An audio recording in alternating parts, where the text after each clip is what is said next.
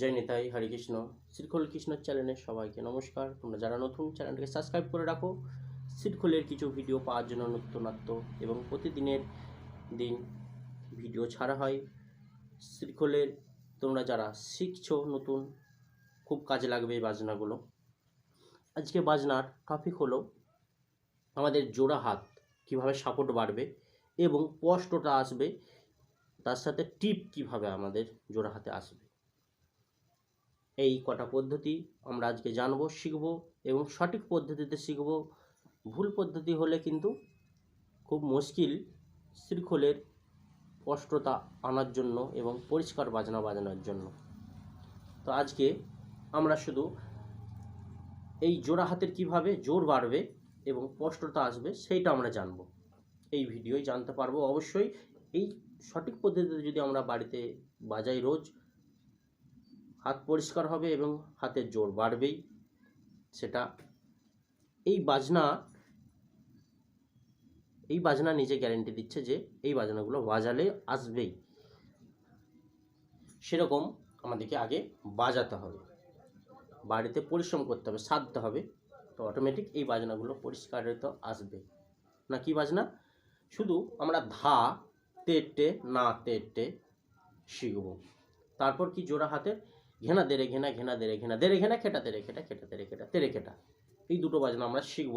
এবং এই দুটো বাজনা বাজালেই আমাদের হাতের জড়তা কাটবে এবং জোর আসবে। না শুধু ধা, তাহলে কি হচ্ছে না, ধা ধা ধা ধা। বাঁ দিকে কি করছি, বাঁ দিকটা ধাটা, যারা নতুন একদমই এই ধাটা আসতে অনেকটাই অসুবিধা হবে। ধা ধা ধা। না এই কবজির এই অংশটা নিচ্ছি আর এইখানে হাতটা রাখছি, এইখানে এই যে এই জায়গায়, এই থেকে প্রথমে আসতে তোমাদের অসুবিধা অনেকটাই হবে। ধা, তো ধা তেটে না তেটে, এটা কারবার উপরে একটা বাজনা, কিন্তু আমরা এখন কিন্তু শুধু এই বাজনাগুলো সাধবো। এবং এটা একটা কারবা বললেও হাতুটি বাজনা হিসেবে তোমরা বাড়িতে এখন বাজাবে। তো এরকম কারবা বাজনা বহু আছে, আস্তে আস্তে ভিডিও আমি দিতে থাকবো, গান সহ বাজনা সবই কিছুই দেবো।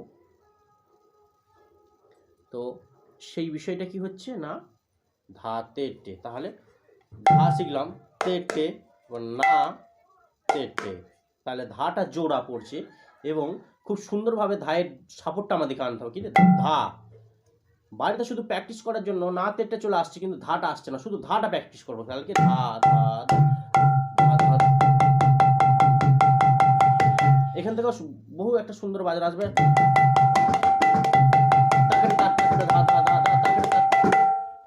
এরকম আসতে পারে,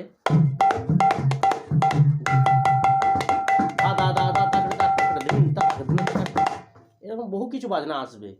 তো এই বাজনার দিকে আমরা যাচ্ছি না, শুধু ধা তেটে না তেটে শিখছি আমরা। কিন্তু এখন ধা তেটে না তেটে, ধা তেটে না তেটে, ধা তেটে না তেটে, ধা তেটে না তেটে, ধা তেটে না তেটে, ধা তেটে না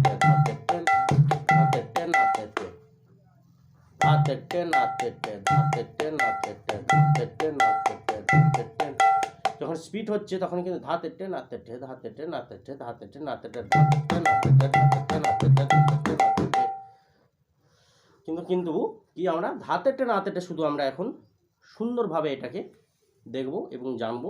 তারপর এর কি কাজ হচ্ছে পরে আমরা চেষ্টা করব। এখন আমাদেরকে জানতে হবে ধা তেটে না তেটে কীভাবে আসছে এবং স্পষ্ট কীভাবে আসছে। তারপর কি না, ঘেনা দেরে ঘেনা, ঘেনা দেরে ঘেনা, দেরে ঘেনা, খেটা তেরে খেটা, খেটা তেরে খেটা, তেরে খেটা, ঘেনা দেরে ঘেনা, ঘেনা দেরে ঘেনা, দেরে ঘেনা, খেটা তেরে খেটা, খেটা তেরে খেটা, তেরে খেটা। 10 মাত্রার বাজনা আসছে। তাহলে কি আসছে না, ঘেনা দেরে ঘেনা, ঘেনা দে ঘেনা, খেটা তেরে খেটা।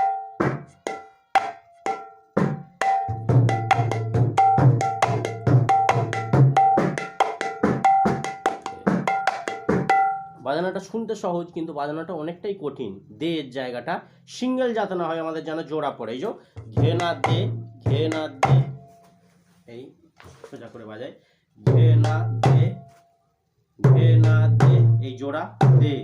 এই জায়গাটা যখন আসছে সিঙ্গেল যাতে না আমাদের হয়ে যায় দেটা, এই দে রে যাতে না হয়ে যায়, তাহলে ঘে না দে রে, ঘে না, ঘে না খেটা তে রে, খেটা খেটা তে রে, খেটা ঘে না দে রে, ঘে না, ঘে না দে রে, ঘে না খেটা তে রে, খেটা খেটা তে রে, খেটা।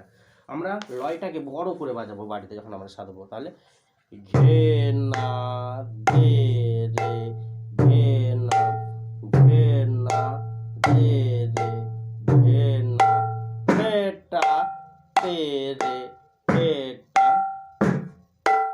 তে রে, খেটা। জানি তাই। হরে কৃষ্ণ। কারো বুঝতে অসুবিধা হলে আমাকে কমেন্টে জানাবে, আরও সুন্দরভাবে বুঝিয়ে দেওয়ার চেষ্টা করব। হরে কৃষ্ণ।